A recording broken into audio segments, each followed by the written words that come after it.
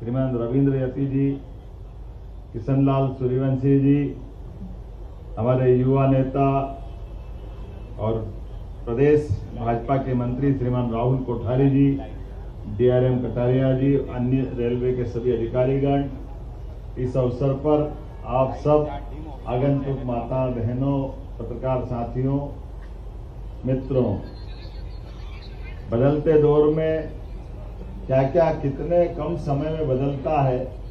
Rail से पाला तो आजादी के पहले से था, लेकिन रेल को लेकर के 11 साल में जो क्रांति हुई, मैं सच में यशस्वी प्रधानमंत्री श्रीमान नरेंद्र मोदी जी को बधाई देना चाहता हूं। जोरदार अभिनंदन करें माननीय नरेंद्र मोदी जी के लिए।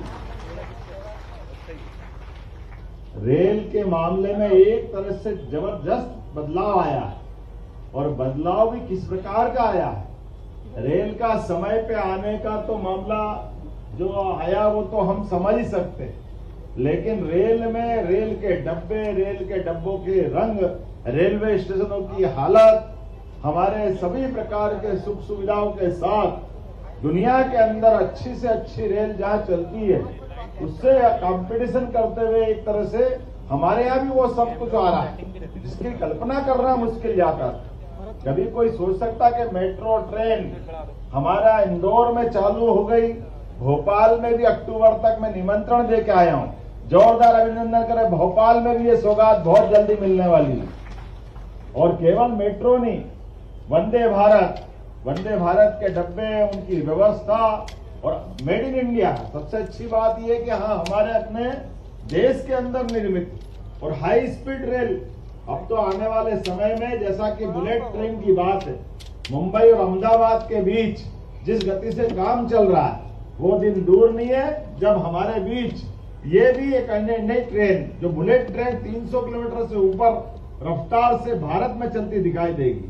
आज 2 पटरी तो हम सब समझते हैं ब्रॉडगेज की, लेकिन अब तो भोपाल तक और उधर दिल्ली के रास्ते नागदा होकर रतलाम तक 4-4 ट्रैक का डलना, ये वाकई अद्भुत है। अकेले अपने मध्य प्रदेश के अंदर 1 लाख करोड़ की योजनाएं रेलवे चला रहा है। जोरदार अभिनंदन करें, 1 लाख करोड़ रुपए। और जिस प्रकार से माननीय मोदी जी का विजन है, और माननीय अश्विनी वैष्णव जी रेल मंत्री हैं, आप सुबह कागज दो, शाम तक डिस्पोजल, उससे संबंधित जो प्रगति कर सकते हैं वो त्वरित गति से तुरंत बताते हैं। 1 नहीं 2 नहीं, ऐसी लगातार कई सारी बातें आज बदलते दौर में जिस प्रकार से दिख रही है, वाकई वो अद्भुत है।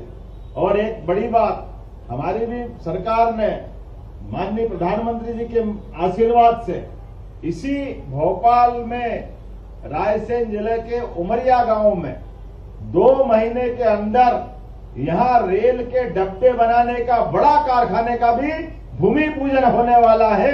जोरदार अभिनंदन करें। हमारे पूरे देश में, देश से और विदेश में भी सभी प्रकार के कोच बनाने के लिए मध्य प्रदेश की धरती पर वो एक नया, पहले तो भेल का बड़ा कारखाना था, ऐसे भेल की तुलना का एक बड़ा कारखाना